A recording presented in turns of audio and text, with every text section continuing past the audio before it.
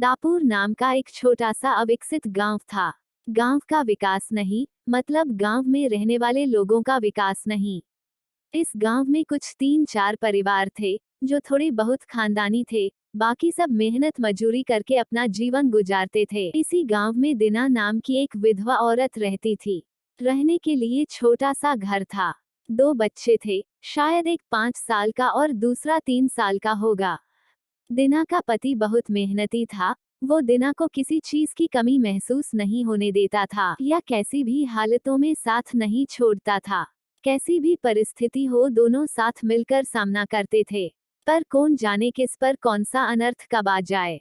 दिना के जीवन में ऐसी घटना घटी कि उसी घटना ने दिना के पति को दिना से छीन लिया। दिना को पति के गुजरने के बाद ऐसा लगने लगा कि मैं जिंदा तो हूँ, पर मुझ में जान नहीं है। परिवार चलाने के लिए अब दूसरा कोई नहीं था सिवाय दिना के, इसलिए कैसे भी करके दिना ने अपने बच्चों के खातिर खुद को उस डैक से अलग किया। कुछ दिन बाद घर में जो था वो समाप्त हो गया। अब खुद खाए और अपने छोटे बच्चों को क्या खिलाएं, ये समस्या उसके सामने खड़ी हो गई। बच्चों के लिए दिना को अभी कुछ काम करना ही था, इसलिए दिना अपने दोनों बच्चों को साथ में लेकर जहां काम मिलता वहीं जाया करती थी और दिन भर मेहनत करके जो भी मजदूरी मिलती उससे अपना और अपने बच्चों के पेट भरती थी। ऐसा ही समय बीतता गया और चलता रहा, लेकिन एक दिन दिना को शरीर में थोड़ी कमजोरी महसूस होने लगी। फिर भी वह काम पर गई। ऐसे ही 2-3 दिन दिना काम पर जाती रही, लेकिन उसकी शरीर की कमजोरी कुछ ठीक नहीं हो रही थी, बल्कि और बढ़ती जा रही थी। ऐसे में काम पर जाना दिना के लिए कठिन हो गया। दिना बहुत चिंतित रहने लगी, अगर काम पर नहीं गई तो मेरे बच्चे भूखे मर जाएंगे। उसी चिंता ने दिना को और कमजोर कर दिया, इतनी कमजोर कि उठने बैठने के लिए लकड़ी का सहारा लेना पड़ता था। इस कारण उसके बच्चे भूखे मर रहे थे। खाने को कुछ न मिलने के कारण और अपने बच्चों को भूखे मरते देखकर वह लकड़ी की सहायता से आज यहाँ से कुछ मांगा तो अगले दिन दूसरी ओर से कुछ मांग के अपने बच्चों को खिलाती, पर खुद भूखी सो जाती थी। ऐसे ही एक दिन वह खुद जा न सकती थी, इसलिए अपने बच्चों को समझा के खाने के लिए कुछ मांगने के लिए गांव में भेज देती है।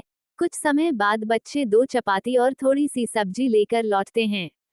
2 चपाती से 3 जन कैसे तृप्त होंगे, इसलिए वे 2 चपाती दोनों बच्चों को खिला देती हैं।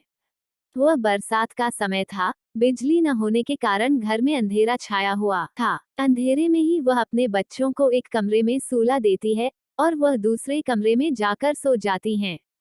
रात को तेज बारिश होती है और बिजलियां जोर से कड़कड़ाती है। दिना को थोड़ी आराम मिलती है, इसलिए वह गहरी नींद में पड़ जाती है। ऐसे में दिना को एक सपना दिखाई देता है। वह एकदम तंदुरुस्त हो गई हैं, काम पर जाती है। वह सोचती है, अपने बच्चों को काफी समय से अच्छा खिलाया नहीं, इसलिए वह अपने बच्चों के लिए चविष्ट खाना बनाती हैं। बाद में अपने बच्चे और वह साथ में बैठकर खाना खाकर सो जाते हैं। आगे सपने में दिना ने देखा, उसके बच्चे जिस कमरे में सोए हुए थे, उस कमरे का छत गिरकर उनके दोनों बच्चे मर जाते हैं। सपने में से दिना एकदम उठकर खड़ी हो जाती है, जान में जान आ जाती है और अंधेरे में ही अपने बच्चों के कमरे की ओर चल पड़ती है। कमरे में जाकर अपने बच्चों को देखकर दिना चैन की सांस लेती हैं।